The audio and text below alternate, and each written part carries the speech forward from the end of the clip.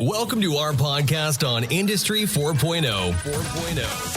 The fourth industrial revolution that is transforming the way we manufacture, communicate, and operate. In this podcast, we will explore the advancements in technology and how they are revolutionizing the manufacturing industry. From automation, robotics, and machine learning to the Internet of Things and big data. We will delve into the possibilities and challenges of Industry 4.0. Our guests will include industry leaders, experts, and innovators who will share their insights and experiences on this rapidly evolving field. Join us as we explore the future of manufacturing and its impact on the global economy. In Singapore today, meeting unique character, Calvin Bow. It's individual performer with over 30 years of experience in the technical ultra-luxury industrial Internet of Things market. By ultra-luxury, I mean he was top salesman for the big major companies luxury. So right now he is in Belden. It's a 120 years young company that is perceived as the blood in the veins and nerves carrying crucial data for the industrial 4.0 application. Calvin is very passionate and has deep expertise in cybersecurity. Even he was doing sales before. Right now, his background, I would say, is he has strong background in leadership, negotiation, business-to-business strategic planning, relationship management. He specialized in the business development across Asia-Pacific region. He has extensive expertise with selling solutions to major corporations, top professionals, energy, mass transit, intelligent traffic system, CPG, process automation, automotive. So welcome, Kevin Bow. Deep expertise. Feel free to reach out to him. He is one of the best guys to talk about cybersecurity, security, automation, and so on. We appreciate you spending the time on a beautiful Saturday in Singapore. It's February 11, 2023. Angela and I have been traveling around the world, interview experts like yourself. So we're very privileged spending time with you today. So what is your anticipation with the Industry 4.0 that could impact the world? So I think thanks for coming to Singapore. Welcome to Singapore. Yeah. So I did some preparations. I guess I will just try to recall in front of the camera. So the anticipation, I have good and bad to say. Good is manufacturing is going to benefit from the efficiency, improvement in everything they do.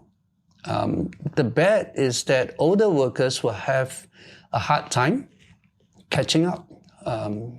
So therefore, human capital training, as our earlier conversation has mentioned, there's a lot of human capital issues, geopolitical issues that is going to be addressed, but that is going to take time. So I took reference from the Singapore Business Federations. They used to run a very successful program called the Industry 4.0 Human Capital Initiative. But unfortunately, that program is going to end in March this year. So that's, to me, something sad. Yeah. I've been promoting them a lot on LinkedIn. I do hope that there's another agency that can pick it up again. Those collaborations touch a lot on human capital. And that's what I felt is going to impact the world, good and bad. Great.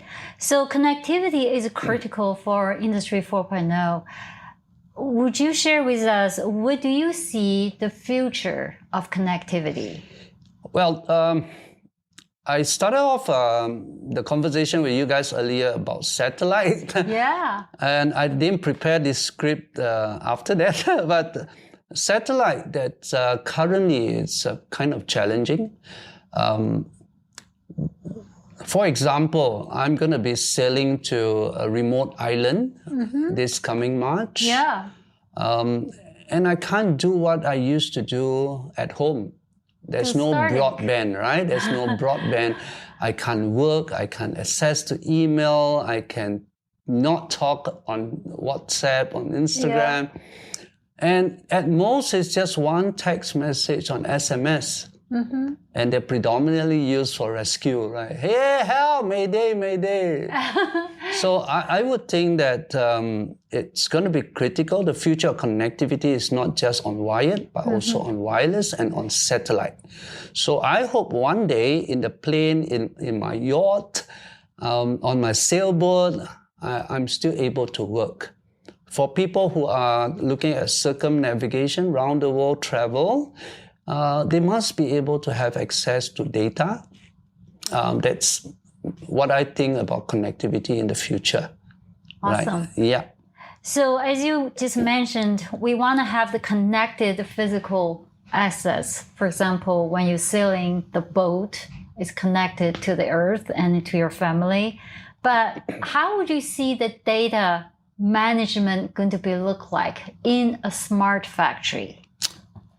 Well, in a factory, there is always two networks, right? The information technology network and the operation technology network. So a lot of people start to use this term called IT-OT convergence. Yeah. So these two networks has to be properly managed. Making a wrong decision, it's going to cause the company to suffer in already a challenging environment of rising costs. So data management has to involve security. It cannot be silo, and the IT people will need a skill set to understand what OT actually means. I have firsthand seen a brand new factory in stock here in Singapore facing a huge hurdle to clear right now. It's brand new, but yet it's vulnerable in the OT space. So it actually confirms my worry in the early stage when I first engaged the customer. And now it is confirmed. The report came, and we saw that the entire operation technology, it's not protected. Anyone that came in to troubleshoot their own machine, if their laptops, their computers has ransomware, malware, it's going to infect every machines in the shop floor. And we don't want to see that. So in the midst of doing Industrial Revolution 4.0, which means we are making silo machines that used to work 30 years, 40 years without problem. By connecting them, talking to their neighbors and their neighbors and their neighbors, and putting the whole connected factory, connected processors, connected traffic light, anything that is connected. And once you pass it on above, now usually the IT has got a very robust way of protecting their network. What they didn't understand was the OT, which produces most of the income, their salaries, those are not protected. So according to IEC 62443, some of these tips that we picked up from the report, it says you should not be connecting a flat layer 2 network for the OT space. But how many people actually understand that term, right? Yeah. And then the VLANs, we call it virtual local network, right? And these people has got like putting all 4,000 devices to the max on one road, right? And the IT from the internet, the attack, cyber attack is not going to come from IT because those places are fully secure.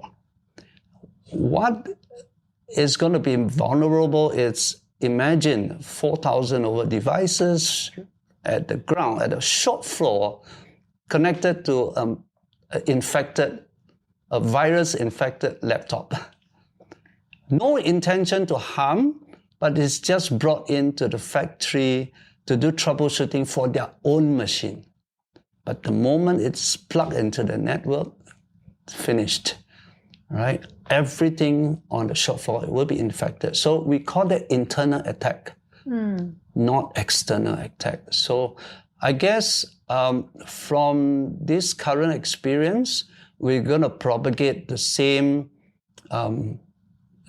report to tell our end customer, hey, please let us take a look at your network. We just want to clear.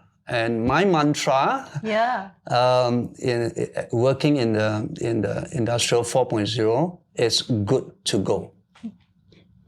If a network is not good to go, it's not good to go. Yeah. It only confirms that right now, the report, my team of engineers who went in, did the search, did the exploratory, and only to confirm, yes, it is not good to go now. So we need to do remedy, we need to do corrective actions, and then just a certain, not forgetting, sustainability. Every 6 months, we should do another scan, right? It's pretty much like a human being that needs to do regular medical checkup. It's a bit lengthy, but I hope it's great because it brings up the hope and the threat at the same time.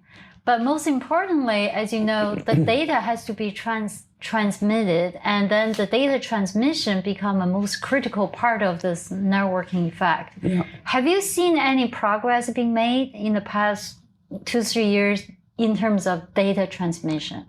Yes. I was a bit surprised to hear that there are still many companies that have never heard about Industrial Revolution 4.0, but to those companies that I have been working with, the big brands, they are actually very in touch with it. What I feel is they thought it's a one-off project. The Industry 4.0 is never a one-off project. Yeah.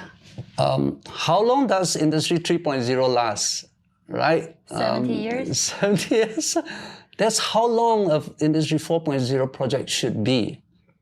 It should be a continuous improvement project in terms of security, efficiency, human capital, solving day-to-day problem, right? With the consumers, with the business, with the enterprise. It's an ongoing process, not a one-off. So I hope that the stakeholders, right? The CEOs, the CFOs, investors will understand, hey, improvement is never ending. Yeah. Right? I came from General Motors. For the last 40 years, this company has continuously improved itself here in Singapore. It has changed name, the company has changed name, but the processes inside has never stopped improving. That's how far we should continue with that kind of connectivity. Yeah, the improvement part. Absolutely. Yeah, that's the progress. As you know, this world will only get more challenging. So what do you think the best skill sets that need to be prepared for such a major revolution? We spoke before this interview about human capital, the youngsters. How are we going to make this trade more sexy, more attractive? Yeah. That will be the big challenge, right? In order to attract the youngsters to understand, hey, there is something very attractive here. The very cola you drink, the very tea, the very Starbucks, beverages that you are drinking, the cars that you are driving, the EVs, and next time the hydrogen cars. These are all sexy stuff, right? Talk about tech, right? And moving all this into even the metaverse, digital twin, it's going to be very interesting, right? They're going to convert laymen, people like our forefathers, working in a factory. They are 50 this year, they are 60 this year. We can convert them into avatars, put them into metaverse and start improving and understand the processes that they are doing and contribute towards the success and improvement of what they are doing in the factory. That, I would think, is going to be helpful for the next generation who understand, that's the challenge that we're going to overcome, and we shall overcome that. Yeah. Great. Being a forefront at the industry revolution, you've seen a lot of successful cases. Can you share a few examples for people relate to see a beautiful future that ahead of them?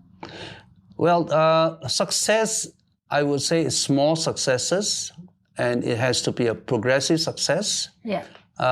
We measure and we celebrate the small success, right? Absolutely. So there's no need to say that, hey, I have a major success of savings, of efficiencies. All this will take time to come in. We are looking at about 2 years to 3 years after the investment. I put a ballpark. If you put in $100,000 for improvement, you should bring back about $1 million. Nice. Right? That's a great ROI. At the end of, ROI within 3 years, right?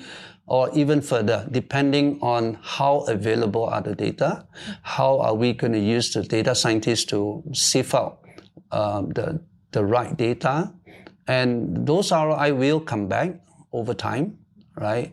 And depending also the maturity of the factory or the processes, we go into the assessment of if they are laggard. So $100,000 investment is not going to bring back $1 million. Yeah. Right?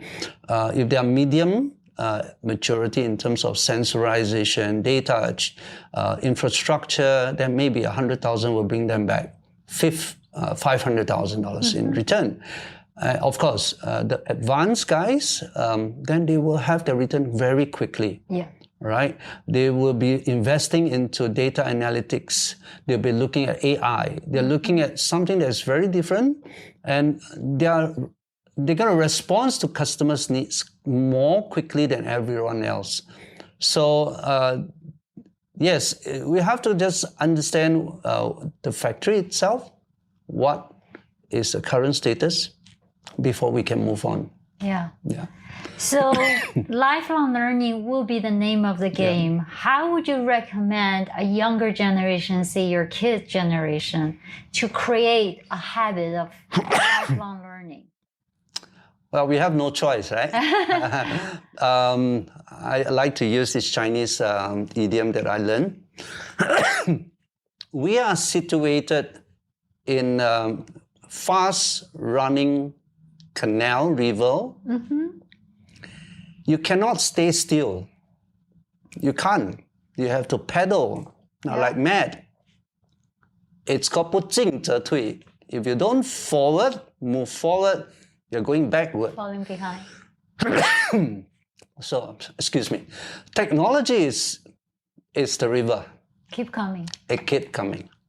And it's going to swell. Yeah. It's not just quiet water. And become a tsunami. It's a tsunami that's going to come. So we have to just respond, right? Today we pedal with a pedal. Next day we use an electric motor. The next time we use an EV motors. And then we use a jet engine. We have got to go against the knowledge that's coming in to absorb, right? So 活到老,学到老. It's you turn old, but you never stop learning.